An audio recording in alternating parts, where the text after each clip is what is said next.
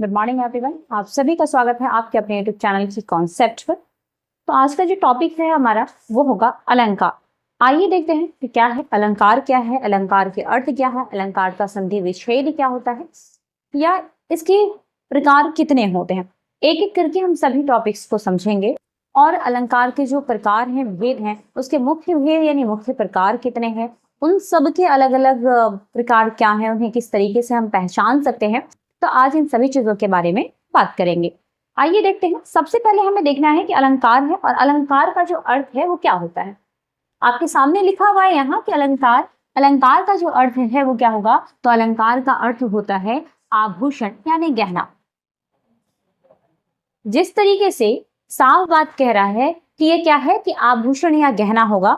जिस तरीके से हम ये देखते हैं कि किसी भी स्त्री को सजाने के लिए गहनों का इस्तेमाल किया जाता है, वैसे ही यहाँ हिंदी भाषा में काव्य को सजावट देने के लिए, उसकी खूबसूरती बढ़ाने के लिए, काव्य की खूबसूरती बढ़ाने के लिए यहाँ अलंकार का इस्तेमाल किया जाता है, अलंकार का प्रयोग किया जाता है। तो अब हम देखते हैं अलंकार का अर्थ साफ साफ कह रहा है कि अलंकार का अर्थ क्या है। तो अलंकार का अर्थ है आभूषण यानी गहना। आभूषण हो सकता है, गहना हो सकता है, इसका ये अर्थ होता है, अलंकार का अर्थ होता है। लेकिन अलंकार का अर्थ हम किसी भी स्त्री वगैरह के साथ में नहीं करेंगे, उसके साथ आभूषण का ही इस्तेमाल होगा और गहनों के साथ, मतलब जो गहने हैं उनके साथ गहनों का इस्तेमाल किया जाएगा। यहाँ बात हो रही है हिंदी भाषा की, तो हिंदी भाषा में जो इस अलंकार का अर्थ होगा वो गहना तो होगा, आभूषण होगा, लेकिन ये एक प्रकार का शब्द है जिसका इस्तेमाल हम कहाँ करते हैं। तो वाक्य की खूबसूरती बढ़ाने के लिए कुछ शब्द होते हैं, कुछ अर्थ होते हैं जिसका इस्तेमाल हम कहाँ करते हैं। तो काव्य की खूबसूरती बढ़ाने के लिए किया जाता है। आइए देखते हैं इसका संधि विच्छेद क्या होगा। तो इसका संधि विच्छेद होता है अलम प्लस कार, यानी अलम जोड़ कार या अलम धन कार क्या कहलाएगा। तो अलंकार कहलाएगा। ये एक संधि विच्छेद है इसका। अगली बात है कि इसकी परिभाषा क्या होती है अलंकार की। तो यहाँ साफ कह रहा है कि काव्य की शोभा बढ़ाने वाले तत्व को अलंकार कहते हैं। मतलब वैसे तत्व या वैसे शब्द जिससे काव्य की शोभा बढ़ रही हो उसे हम क्या कहेंगे, अलंकार कहेंगे। साफ हो चुका होगा, क्लियर हो चुका है, आप इसे समझ भी रहे होंगे बेहतर तरीके से। अलंकार का बहुत बड़ा मीनिंग नहीं है, छोटी सी बात है अलंकार कि अलंकार क्या है। तो काव्य का जिस तत्व, जिस शब्द से या कहा जाए जिस तत्व से, अलंकार उस तत्व को कहा जाता है जिस शब्द से या जिससे काव्य की शोभा बढ़ाई जाती हो। किसकी? तो काव्य की शोभा बढ़ाई जाती हो। यहाँ पे आपके सामने स्पष्ट लिखा हुआ है, आप इसे लिख सकते हैं या आप इसका स्क्रीनशॉट ले सकते हैं। साफ कह रहा है कि काव्य की शोभा बढ़ाने वाले तत्व को अलंकार कहा जाता है, यानी जिससे शोभा बढ़ती हो। पहले ही मैंने बता दिया है कि खूबसूरती बढ़ाने के लिए, शोभा बढ़ाने के लिए इस शब्द का इस्तेमाल किया जाता है, उसे हम अलंकार कहेंगे। आइए आगे देखते हैं अलंकार शब्द अलम प्लस कार शब्द से मिलकर बना है। अलंकार शब्द किससे बना हुआ है। तो अलंकार शब्द जो है वो अलम प्लस कार से मिलकर बना हुआ है और यही अलंकार इसका क्या हो जाएगा। तो संधि विच्छेद होगा, जिसका अर्थ आभूषण या विभूषण करने वाला होता है। मतलब अलंकार का अर्थ क्या होगा, आभूषण या विभूषण करना, उसको एक सजावट रूप देना। आगे हम बात करते हैं अलंकार के प्रकार की। तो सामान्य रूप से अलंकार 3 प्रकार के होते हैं। अगर बात की जाए मुख्य रूप की, तो मुख्य रूप से अलंकार 2 प्रकार के होते हैं। आइए देखते हैं अलंकार को। तो अलंकार 3 प्रकार के होते हैं, लेकिन मुख्य रूप से 2 प्रकार के होते हैं। कहा जा रहा है कि अलंकार जो है वो 3 प्रकार का होता है, लेकिन अगर मुख्य रूप से अलंकार की बात की जाए तो मुख्य रूप से अलंकार 2 प्रकार के होते हैं। पहला शब्द अलंकार, दूसरा अर्थ अलंकार और तीसरा है उभय अलंकार। मतलब कौन 3 प्रकार होंगे। तो 3 प्रकार होगा, शब्द अलंकार, अर्थ अलंकार, उभय अलंकार। और मुख्य रूप से जो अगर बात की जाती है कि मुख्य रूप से हमें पढ़ना किसे है, इसका कोई खास महत्व नहीं होता है। ये एग्जाम में ना के बराबर पूछे जाते हैं, इसका कोई महत्व नहीं है। ये 2 जो अलंकार हैं, शब्द अलंकार और अर्थ अलंकार, इसे हम मुख्य रूप से पढ़ेंगे और ये देखेंगे कि कितने प्रकार के होते हैं और इसे हम कैसे पहचान सकते हैं। आइए देखते हैं अगला इसे कि हम इस अलंकार में जो पाए जाने वाले प्रकार हैं शब्द अलंकार और अर्थ अलंकार के जो प्रकार हैं इन्हें देखें, ये कितने प्रकार के होते हैं और इन्हें हम किस रूप से पहचान पाएंगे, अगर हमारे एग्जाम में आ जाए तो उसे हम कैसे पहचानेंगे, इसके भी कुछ उदाहरण सहित इसे देखना है। देखते हैं अब इन दोनों के प्रकार, ये दोनों के प्रकार कितने होते हैं, कौन कौन से प्रकार हैं और प्रकार कितने होते हैं। तो यहाँ बात आ रही है शब्द अलंकार और अर्थ अलंकार की, कि शब्द अलंकार और अर्थ अलंकार के कितने प्रकार हैं। तो सबसे पहले हम इनके प्रकार देख लेते हैं, उसके बाद एक एक करके इसका उदाहरण सहित पूरा डिटेल से देखेंगे, ताकि कोई भी एग्जाम में दिया गया क्वेश्चन आपका छूटे नहीं। ये क्लास आपकी एक और होगी और उसमें सारे कंप्लीट हो जाएंगे। आइए देख लेते हैं थोड़ा सा शब्द अलंकार। बात आ रही है शब्द अलंकार की, तो शब्द अलंकार 6 प्रकार के होते हैं। शब्द अलंकार के प्रकार कितने हैं, तो शब्द अलंकार के 6 प्रकार हैं। अगर बात की जाए इसके 6 प्रकार की, तो पहला क्या होगा, पहला प्रकार इसका होगा अनुप्रास, दूसरा होगा यमक यानी अनुप्रास शब्दालंकार, उसके बाद होगा यमक शब्दालंकार, श्लेष शब्दालंकार, उसके बाद है अनुप्रयुक्त शब्दालंकार, विपसा शब्दालंकार और नंबर 6 में हो जाएगा आपका विप्रोक्ति शब्दालंकार। ये 6 प्रकार हैं किसके, तो शब्द अलंकार के प्रकार हैं। किसके प्रकार हैं ये, तो शब्द अलंकार के प्रकार हैं। अब हम देख लेते हैं अर्थालंकार। अर्थालंकार में जो है ये 9 प्रकार के होते हैं। कितने हैं ये, तो ये 9 प्रकार के होते हैं अर्थालंकार। अर्थालंकार में 9 प्रकार कौन सा है, तो है उपमा अर्थालंकार, उसके बाद है रूपक, उसके बाद उत्प्रेक्षा, शब्द को ठीक कर लें, उत्प्रेक्षा, उसके बाद है मानवीकरण, विरोधाभास, संदेह, अतिशयोक्ति,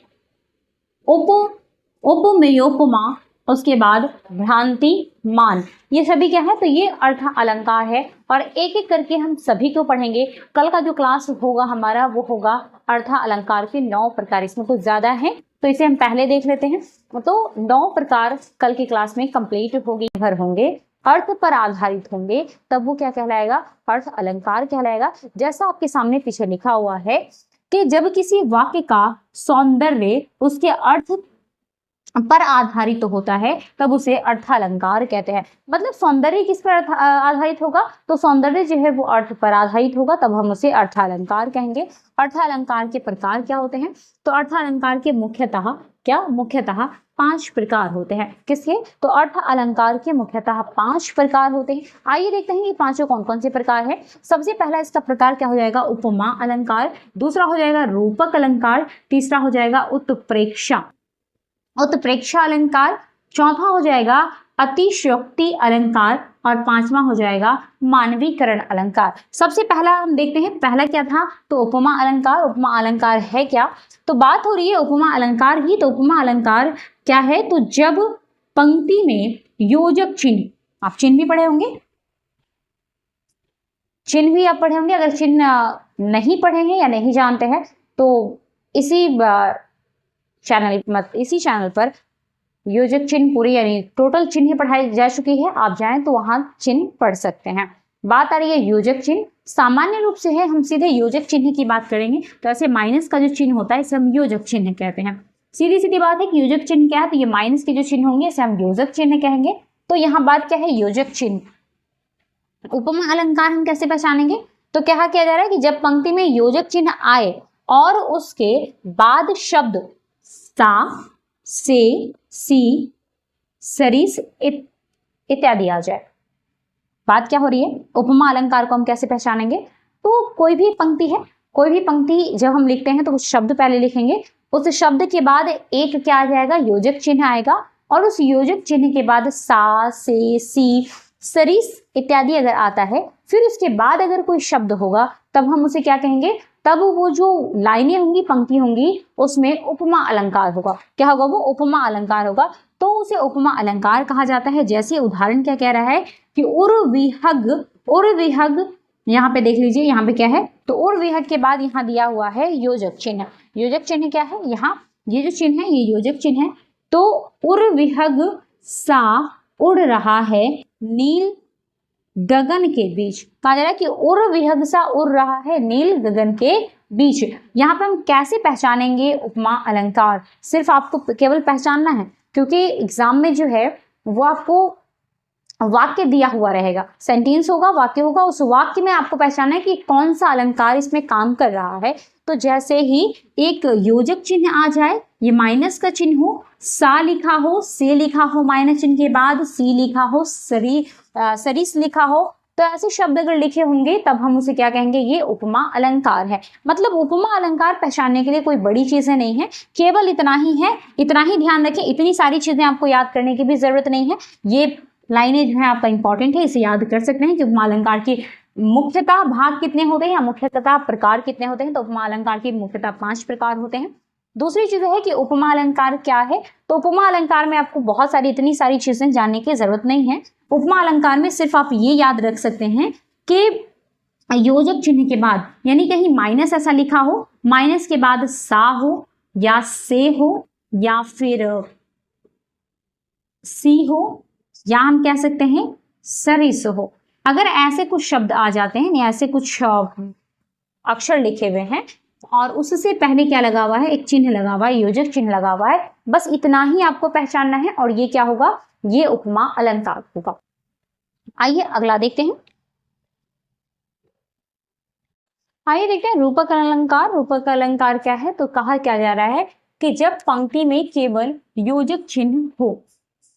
पहले हमने क्या पढ़ा, उपमा अलंकार में यह हमने देखा है कि पंक्ति में योजक चिन्ह तो होगा, लेकिन उस योजक चिन्ह के बाद सा से सी इत्यादि आएंगे तो उसे हम उपमा अलंकार कहेंगे। लेकिन बिल्कुल इसका उल्टा है रूपक अलंकार, कि पंक्ति में योजक चिन्ह तो होगा लेकिन उस योजक चिन्ह के बाद सा से सी ऐसे कोई भी शब्द नहीं आएंगे, तब ये क्या कहलाएगा, तो ये कहलाएगा रूपक अलंकार। क्या कहलाएगा, ये रूपक अलंकार कहलाएगा। साफ आइए देखते हैं कि जब पंक्ति में केवल योजक चिन्ह आए और सा से सी ना हो तो उसे रूपक अलंकार कहा जाता है। उदाहरण हम देख लेते हैं रूपक अलंकार का। रूपक अलंकार का उदाहरण क्या है, तो आप यहाँ क्या देख रहे हैं कि चरण, यहाँ पर योजक चिन्ह आ गया, चरण कमल बंदो हरि राय।